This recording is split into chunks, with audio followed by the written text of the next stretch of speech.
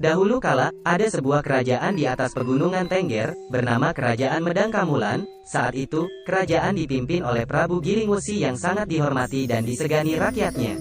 Raja dibantu oleh Perdana Menteri yang gagah berani dan cerdik bernama Patih Pranggulang. Meskipun kerajaan Medangkamulan adil dan makmur, namun Prabu Giringwesi resah lantaran putrinya yang cantik jelita, Putri Raden Ayu Tunjung Sekar tak mau bersuami. Kendati banyak lamaran datang kepadanya dari para putra mahkota kerajaan-kerajaan tetangga, namun semuanya ditolak. Suatu malam, Putri Raden Ayu Tunjung Sekar tidur sangat pulas. Dalam tidurnya, dia bermimpi sedang berjalan-jalan di tengah kebun yang sangat indah. Dari kejauhan, terdengar tembang seorang pangeran yang sangat merdu. Ketika sedang menikmati keindahan itu, tiba-tiba bulan purnama muncul di langit yang bersih tanpa awan. Dia sangat terpesona melihat sinar bulan yang sangat lembut itu. Bulan itu pun turun, makin lama makin rendah. Putri Tunjung Sekar heran melihat peristiwa itu setelah dekat, hingga bulan itu masuk ke Putri Tunjung Sekar. Pada saat itulah, Putri Tunjung Sekar terbangun dari tidurnya. Dia terkejut, kemudian mencoba untuk mengartikan mimpi itu. Beberapa bulan setelah mimpi itu, Putri Tunjung Sekar ternyata hamil. Kejadian ini tentu saja membuat Prabu Giringwesi merasa terpukul dan murka. Dia tidak percaya jika kehamilan putrinya itu diakibatkan karena mimpi. Kemudian, Prabu Giringwesi memutuskan untuk menghukum Putri Tunjung Sekar. Patih, kata raja dengan nada sangat marah, bawalah Putri Tunjung Sekar ke hutan, dan di sana bunuhlah dia sebagai hukuman atas kesalahannya. Patih Pranggulang pun berangkat. Setelah berjalan sehari semalam, sampailah mereka di hutan yang sangat lebat yang kebetulan dekat dengan laut. Mereka berhenti di tempat tersebut. Ki Patih, silakan hukuman mati untukku dilaksanakan. Tetapi ingat, kalau Ki Patih tidak bisa membunuhku, berarti aku memang tidak bersalah. Baik, Tuan Putri, jawab Ki Patih. Patih Pranggulang menghunus pedangnya. Dengan cepat, dia mengayunkan pedang ke Putri Tunjung Sekar. Namun, sebelum menyentuh tubuh Putri Tunjung Sekar, pedang itu jatuh ke tanah.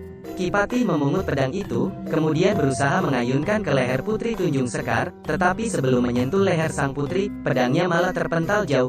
Ki Patih tidak putus asa. Dia mencoba lagi, tetapi tetap gagal. Kali ini bahkan pedangnya terpental makin jauh. Tuan Putri, kiranya benar apa yang Tuan Putri katakan. Tuan Putri memang tidak bersalah, kata Ki Patih. Karena itu, sebaiknya Tuan Putri segera pergi meninggalkan tempat ini. Hamba akan membuat rakit untuk Tuan Putri. Berakitlah melalui laut ini. Hamba yakin nanti Tuan Putri akan menemui daratan. Hamba sendiri tidak akan pulang ke kerajaan, tetapi akan bertapa di sini untuk mendoakan agar Tuan Putri selamat, tambahnya. Tunjung Sekar pun kemudian menaiki rakit yang telah dibuat Ki Patih. Ketika sampai di tengah laut pada suatu malam, kebetulan waktu itu bulan sedang purnama, perut Tunjung Sekar terasa sangat sakit. Ketika bulan benar-benar di atas Tunjung Sekar, lahirlah seorang bayi laki-laki yang mungil dari perut Tunjung Sekar. Bayi itu didekapnya dengan penuh kasih sayang. Karena lahir di laut, bayi itu diberi nama Raden Sagara.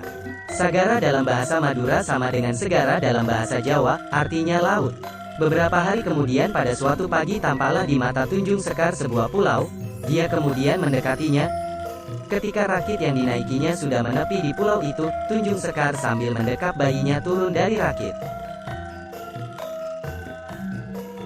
Tiba-tiba hal aneh terjadi. Ketika sampai di darat, Raden Sagara yang baru berumur beberapa hari tiba-tiba meloncat ke tanah. Ia pun kemudian berlari ke sana kemari dengan riangnya. Tubuh Raden Sagara pun cepat bertambah besar. Raden Sagara dan ibunya berjalan terus. Pulau itu sangat sepi, tidak ada manusia lain kecuali mereka berdua. Mereka kemudian tiba di sebuah tanah yang lapang. Dalam bahasa Madura tanah lapang disebut ra-ara atau hampir sama dengan ara-ara dalam bahasa Jawa. Di sudut tanah lapang, Raden Sagara melihat sebatang pohon. Dia mendekati pohon itu. Di dahan paling rendah ada sarang lebah yang cukup besar. Ketika Raden Sagara mendekat, lebah-lebah berterbangan menjauh, seolah-olah mempersilahkan Raden Sagara untuk mengambil madunya. Kemudian Raden Sagara pun dapat menikmati madu bersama ibunya sepuas-puasnya. Karena mereka menemukan madu di tanah lapang yang luas, tempat itu kemudian diberi nama Madura, yaitu berasal dari kata madu ara, artinya madu di tanah yang lapang. Raden Sagara pun kemudian hidup bersama ibunya, dan kelak di kemudian hari, ia menjadi raja memerintah Pulau Madura untuk kali